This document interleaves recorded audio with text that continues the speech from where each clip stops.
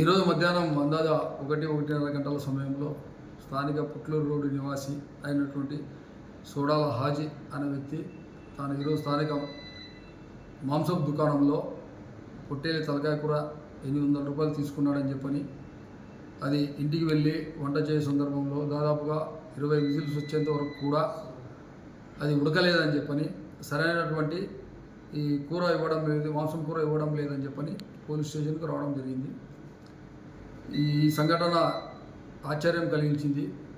నిత్యము ఏదో ఒక ఆందోళనతో ఉండేటువంటి తాడిపత్రి పట్టణంలో అకస్మాత్తుగా ఈ విధమైనటువంటి కంప్లైంట్ రావడం ఒకంత ఆశ్చర్యాన్ని కలిగించింది. సదరు హాజీ ఈ యొక్క తలకాయ కూర ఉడకడం లేదని చెప్పని పోలీస్ స్టేషన్కు వెళ్ళినాడని చెప్పిన సమాచారం తెలుసుకున్న మాంసం దుకాణదారుడు అతనికి ప్రత్యామ్నాయంగా మరి ఒక కేజీ మామూలు మాంసాన్ని ఇచ్చినాడని చెప్పని తెలిసింది.